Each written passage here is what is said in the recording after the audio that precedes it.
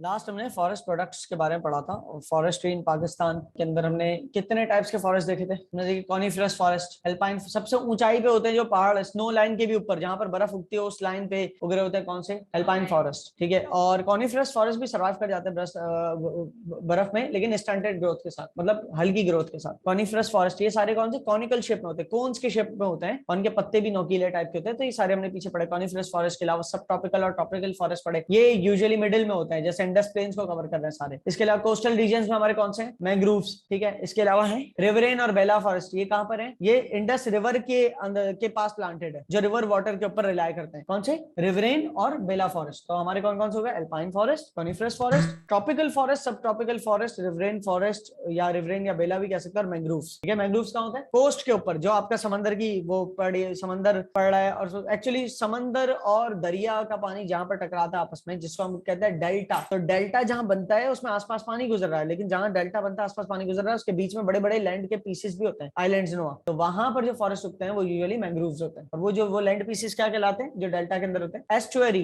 Estuary, okay, ESTUARY, estuary, right.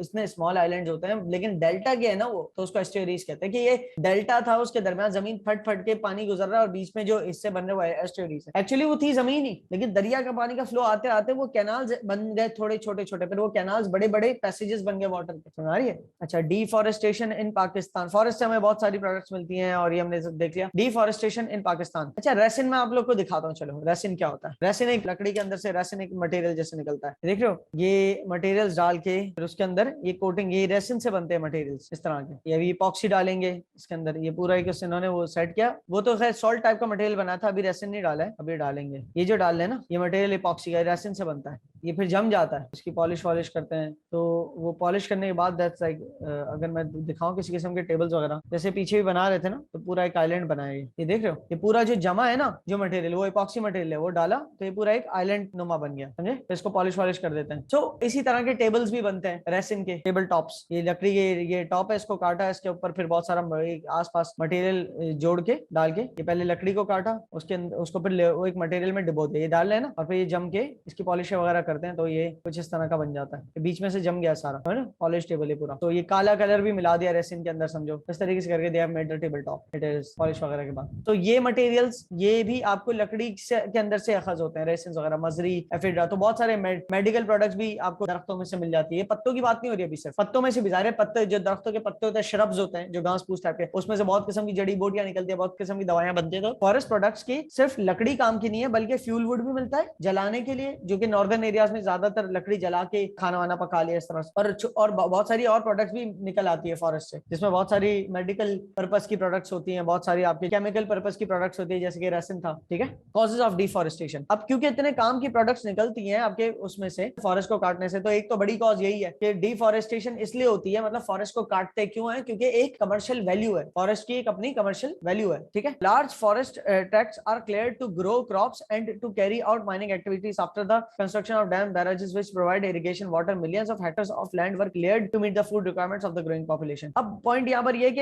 Agricultural activities करनी है flat lands में, तो फॉरेस्ट काट दिए, या कहीं पे रोड्स बनाने, इंफ्रास्ट्रक्चर बनाने, फॉरेस्ट काट दिए, या डैम्स कहीं पर बिल्ड करने, तो बीच में जो फॉरेस्ट आ रहे हैं वो काट दिए, कहीं पर माइनिंग एक्टिविटी करनी के खोद के कुछ निकालना, तो उस जगह से फॉरेस्ट काट। तो फॉरेस्ट डिफॉरेस्टेशन की एक बड़ी वजह यह है। इंक्रीजिंग अर्बनाइजेशन, अर्बनाइजेशन किसे कहते हैं, शहरी। अर्बन मतलब शहर, जहां पर पॉपुलेशन ज्यादा हो। रूरल, रूरल मतलब देहात। ठीक है, और रूलर नहीं है, रूलर तो हमारा जिससे हम रख के लाइनें खींचते वो होता है रूलर, रूलर नहीं, रूरल। रूरल क्या है, देहाती इलाके, जहां पर गांव टाइप के इलाके, जहां पर आबादी कम हो। ठीक है, तो वो रूरल एरियाज होते हैं। और अर्बन एरियाज कौन से होते हैं, जहां पर ज्यादा आबादी हो। तो अर्बनाइज जो होती है वो रूरल एरिया अर्बनाइज होता है। बहुत ही कम ऐसा होता होगा कि कोई जगह रूरलाइज हो। ऐसा नहीं होता कि कहीं पर आबादी थी वहां से खत्म हो जाए, ऐसा लेकिन हो जाता है जहां आबादी नहीं थी वहां आबादी बढ़ जाए। ठीक है, तो जहां जैसे जैसे अर्बनाइजेशन होती चली जाएगी, वैसे वैसे वहां पर घर बनेंगे। घर बनाने के लिए जो दरख्त वगैरह बीच में आ रहे काटने होंगे, जहां पर हम जिस जगह पर बैठे हैं अभी, किसी जमाने में फॉरेस्ट होगा, फिर हर वक्त गुजरते गुजरते दरख्त कटे कटे घर बने तो क्लियर आउट होगा। ठीक है, increasing urbanization also causes deforestation. जितना अर्बनाइजेशन की तरफ जाता है उतनी डिफॉरेस्टेशन होती है। तो यहाँ पर रीजंस लिखे हैं, अब मैं ये वाले पढ़ लेता हूँ तो ज्यादा आसानी से हो जाएंगे। बिल्डिंग ऑफ रोड्स बता दिया, माइनिंग एक्टिविटी, माइनिंग मतलब जमीन से कोई नेचुरल रिसोर्सेज निकालना, इसे कहते हैं माइनिंग, चाहे वो कोयला निकालना या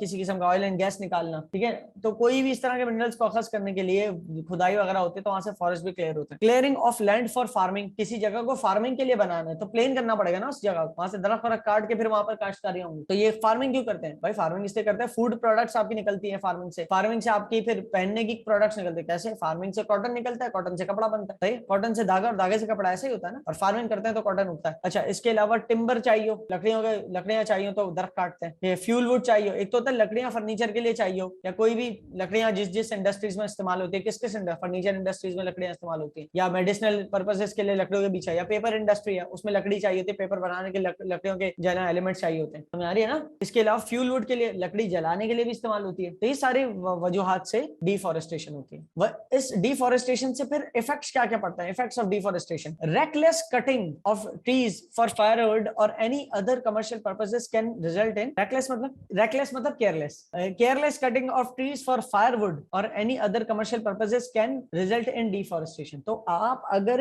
रेकलेस कटिंग कर रहे हैं कि यार जो अगली लकड़ी देखी काट दी, तो आप डिफॉरेस्ट कर देंगे। नहीं उजैर भाई, अगर लकड़ी काटनी तो वैसे भी ध्यान से काटे, बगैर ध्यान से काटे डिफॉरेस्टेशन तो होगी, ठीक है। लेकिन अगर आपके सामने जो दरख्त दिख रहे हैं आपने सिर्फ वो काटे तो ये रेकलेस कटिंग है। अगर आप प्लांट कटिंग करोगे ना तो वो ऐसी होगी कि यार मैं इस तरफ से दरख्त काट के यूज कर लेता हूँ क्योंकि वहां से एक रोड ऐसा आ रहा है कि कल को अगर रोड का लिंक रोड बना तो वो इसी तरफ से गुजरेगा। हम अगर काट भी रहे ना दरख्त तो ऐसी जगह से काटे जहां बाद में भी कटना ही है, जहां से दरख्त। नंबर 1 पॉइंट नंबर 2, अगर हम एक जगह से एक साथ दरख्त काट दें तो बाद में उस जगह पर तो उगने के चांसेस खत्म हो जाएंगे दरख्त। वजह बताता हूँ, मिसाल के तौर पे यहाँ एक दरख्त है, दरख्त हमारे पास लगे हुए हैं, ठीक है, ये पूरा फॉरेस्ट बना हुआ है। अब अगर मैं ये वाले दरख्त काट देता हूँ लाइन से आगे, मतलब यहाँ बस्ती है, यहाँ पर जो है ना फॉर एग्जाम्पल यहाँ पर पूरा वो है रहन सहन है लोगों का इस तरफ, और ये दरख्त काटने के लिए इस तरफ आते हैं, ठीक है। तो अब ये दरख्त काटना शुरू करेंगे, करीब तरीन दरख्त काट दिए, इन्होंने वाले दरख्त काट दिए, तो ये फॉरेस्ट क्लियर आउट हो गया पूरा। बेहतर कटिंग क्या होती? एक दरख्त ये वाला काट दिया, ठीक है, इसके अलावा फिर बीच में से ये वाला दरख्त काट दिया, बीच में से ये वाला दरख्त काट दिया, या किसी पॉइंट पे ये वाला दरख्त काट दिया। इससे क्या हुआ? ये जो मौजूदा दरख्त हैं उनकी डेंसिटी कम होगी, उनका जो क्लोजली उगे हुए दरख्त है ना उनकी क्लोजनेस कम हो गई, डेंसिटी कम हुई। लेकिन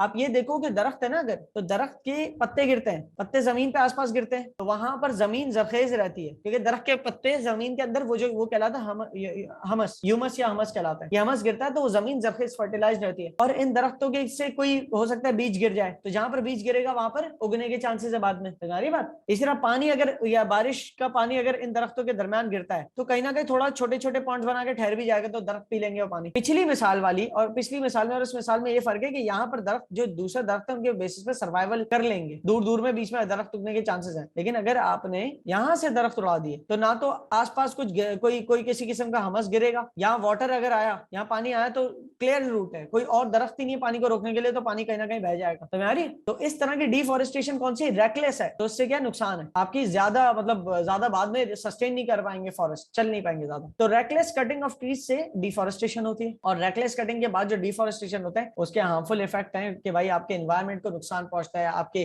खुश्क मौसम आना शुरू हो जाता है, अर्थक्वेक्स या लैंडस्लाइडिंग ज्यादा होना, स्लोपी एरियाज है वहां दरख्त नहीं होंगे तो लैंडस्लाइड्स होंगी, पत्थर पहाड़ों के नहीं जमेंगे अपनी जगह पर, टूट रहे होंगे क्योंकि रुकावटें खत्म कर दी ना आपने। पानी जो है बारिश का वो पानी कहीं टिक नहीं रहा। क्या होता है ना कि किसी जगह पर अगर पानी मिसाल के तौर पर कोई पानी को रोकने के पत्थर हो या दरख्त हो, वहां से टकरा के पानी किसी एक जगह पर जमा होकर बहता है तो वो एक पानी का रास्ता बन जाता है। वो पानी के एक रास्ते में होके फ्लो भी तेज होता है, पानी का रिवर फ्लो भी तेज होता है, और एक जगह जमा होकर पानी बह रहा है, बाकी जगहों पे पानी ठहर नहीं रहा। वरना अगर दरख्त ना होते तो हर जगह पानी ठहर जाता तो रिवर फ्लो कम हो जाता नीचे तक के लिए, जहाँ रिवर फ्लो कम हो जाता और जहां पानी ठहरता तो वहां बहुत ज्यादा डेप्थ में नहीं ठहरता, थोड़ी कम डेप्थ में ठहरता तो जो सूरज की किरणें उस पानी को इवेपोरेट जल्दी कर लेती, समझ आ रही है। तो और जहां पर ठहरा हुआ पानी है वहां पर हर किस्म की फसल उग भी नहीं सकती, एक मसला। और दूसरी बात, जहां पानी के अंदर जो रिवर वाटर होता है उसमें बहुत मिनरल्स होते हैं। ठहरा हुआ पानी रिवर वाटर कहीं ठहर जाए और वो एवापोरेट हो जाए, वो एवापोरेट होता है तो उसके मिनरल्स एवापोरेट नहीं होते, वो जमीन के ऊपर रह जाते हैं। लेकिन उन मिनरल्स का जमीन पे ऊपर रहने में एक नुकसान ये कि उन मिनरल्स पे सॉल्ट भी होता है, और सॉल्ट रह जाए और बाकी पानी एवापोरेट हो जाए तो जिस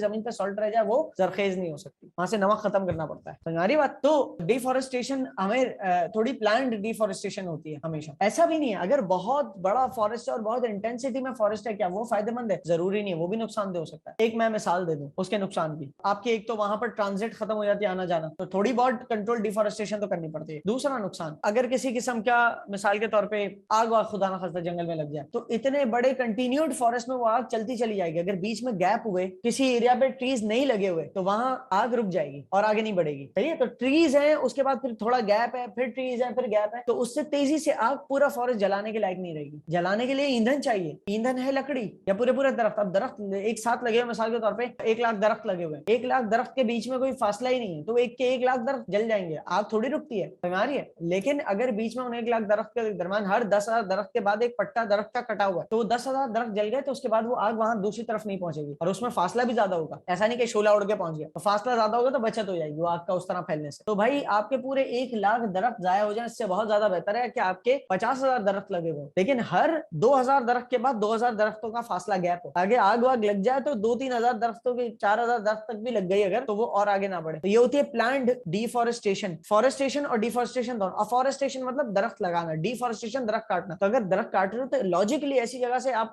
आगे से काटते चले आ रहे हो, भाई आगे से काटते चले आ रहे हो, ये कोई पेड़ा थोड़ी जिसमें से आगे से निकाल निकाल के रोटी बना रहे हो, या बीच बीच में से क्यों? अब भाई ये दरख्त इतनी सीक्वेंस में अगर है तो बीच बीच में काटो आप, लेकिन वो मुश्किल होता है क्योंकि आगे की चीज इजीली ट्रेवलेबल है ना, कि यार यहीं से उठाएंगे ट्रेवल कर लेंगे, कौन अंदर का दरख्त काट के लेके आए, तो आसान नहीं होता वो। तो लोग आसान की तरफ जाते हैं, लेकिन वो रेकलेस कटिंग हो जाती है ऑफ ट्रीज, तो फिर उससे नुकसान, इकोलॉजिकल नुकसान होता है। इकोलॉजिकल मतलब एनवायरमेंट को नुकसान होता है, ठीक है। तो यही सब आपके इसमें इसके अंदर लिखा हुआ है। तो इसके नुकसान क्या क्या है कि मिसाल के तौर पर डिफॉरेस्टेशन हो गई तो पानी फैल जाएगा, पानी फैल जाएगा तो एक जगह जमा होकर गुजर नहीं पाएगा, एक जगह जमा होकर गुजर नहीं रहा, सारा पानी फैला हुआ है, तो रिवर वाटर फ्लो कम हो गया। वाटर फ्लो कम होने की वजह से डैम तक फ्लो कम, पानी का फ्लो पहुंच रहा है, डैम तक कम पानी का फ्लो पहुंच रहा है, तो डैम हाइड्रो इलेक्ट्रिक पावर जो डैम के अंदर बनती है पानी के फ्लो की वजह से, वो पावर, वो इलेक्ट्रिसिटी नहीं बन पाएगी अच्छे से। इकोलॉजिकल क्या नुकसान, क्या इफेक्ट हो सकता है? Effects of deforestation, species extinction. अगर आप डिफॉरेस्टेशन करते हैं, एक तो होता है प्लांट डिफॉरेस्टेशन, ठीक है ना, और वो भी प्लांट में भी ऐसा नहीं बहुत ज्यादा कर दी, उसमें भी ज्यादा नहीं कर सकते। तो डिफॉरेस्टेशन, केयरलेस डिफॉरेस्टेशन कौन सी होती है कि आप बिना सोचे कर रहे हो, या फिर बहुत ज्यादा डिफॉरेस्टेशन कर रहे हो कि आगे तक ट्रीज चल नहीं पाए, फिर ऐसी डिफॉरेस्टेशन कर रहे हो। तो मेरे भाई उसका नुकसान ये कि स्पेशीज एक्सटिंक्ट हो जाएंगे। एक्सटिंक्ट मतलब खत्म हो जाए, कितने सारे स्पेशीज दुनिया से खत्म हो गए। स्पेशीज मतलब इकसाम, हयातियात की इकसाम, कि जितने लिविंग थिंग्स हैं उनकी इकसाम स्पेशीज कहलाते हैं। जैसे पांडा है, अलग स्पेशी है, बहुत कम रह गए दुनिया भर में। पांडा भी कितने रह गए? अगर आप एंडेंजर्ड स्पेशीज निकालो ना, एंडेंजर्ड स्पेशीज, तो ये सारे जो है ना एंडेंजर्ड स्पेशीज के सात मिसालें दे रहे हैं। एक राइनो है, एक मखसूस राइनो है जो कि खत्म हो रहे हैं दुनिया से, ठीक है। यहाँ बल्कि यहाँ पर तस्वीरें बनी हुई है ना, तो ये जवान राइनोसरस, टाइगर, जायंट पांडा, ठीक है, कैलिफोर्निया कॉन्डोर, ब्लैक राइनोसरस, ये सारे अलग अलग स्पेशीज है। ये जावन राइनोसरस और ब्लैक राइनोसरस, ये अलग अलग स्पेशीज है। इस तरह सुमात्रन राइनोसरस, ये भी अलग है, ये अलग अलग स्पेशीज है। तो ये एक्सटिंक्ट हो रहे हैं, ये सारे एंडेंजर्ड है। स्नो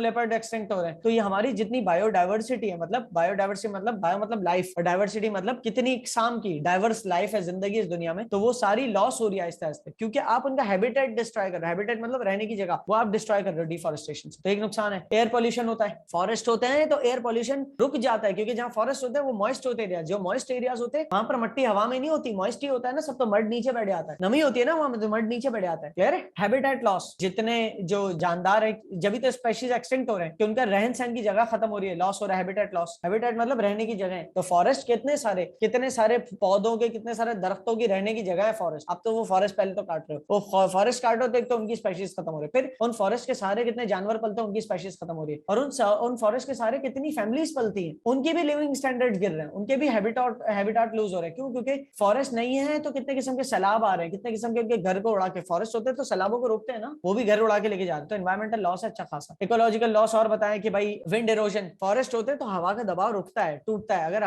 फॉरेस्ट ना हो तो हवा का दबाव इतना तेज होता है कि जमीन के ऊपर अगर कोई जरखेज जमीन है, उस वहां से क्रॉप्स उड़ के चली जाए, सही है, या फिर झोपड़ियां उड़ जाए, या फिर पहाड़ों से तेज हवा के दबाव की वजह से जो कमजोर पत्थर है वो टूट के गिर जाए, तो ये विंड इरोजन है कि हवा के दबाव से इरोजन जो होती है ना, जो सरफेस की चीजें अपनी जगह छोड़ देती हैं, ये हवा की वजह से इरोजन होता है। वाटर इरोजन, जब फॉरेस्ट नहीं होंगे तो वाटर फ्लो जो है हर जगह फैला हुआ होगा, हर जगह फैला हुआ फ्लो जो है ना, हर जगह की जमीन की जो भी न्यूट्रिशन है उसको लेके फैल जाएगा। वाटर इरोजन जब सारा एक तरफ होगा तो एक मखसूस जगह, एक मखसूस एरिया बन जाएगा रिवर का, वहां से बहेगा और वहीं की साइड्स को इरोड करता रहेगा, वो एक अलग बात है। लेकिन अगर वाटर हर जगह फैली हुई है, भले वाटर का फ्लो कम भी है, फ्लो तो हो रहा है ना, तो वो हर जगह की जमीन की जरखेजी जो जमीन के ऊपर होती है ना, वो बहा देगी। जब जमीन के ऊपर की जरखेजी बह जाएगी तो वहां क्या होगा? फिर सिल्टेशन इन रिजर्वॉयर्स के, जहां फैली हुई जगह से वाटर जा रहा हो तो वो कितनी सारी मट्टी बहा के लेके जाएगा अपने साथ। जब एक नैरो एरिया से वाटर जा रहा हो तो ऊपर के जितना पानी है उसमें तो मट्टी नहीं मिली हुई ना, डेप्थ में जो पानी है उसमें मट्टी मिली हुई है, लेकिन एक फैली हुई जगह से पानी बह रहा हो तो हर जगह की मट्टी साथ लेके बह रहा है। तो जब साथ लेके बहेगा मट्टी, तो जब डैम्स और डैम्स के अंदर, वो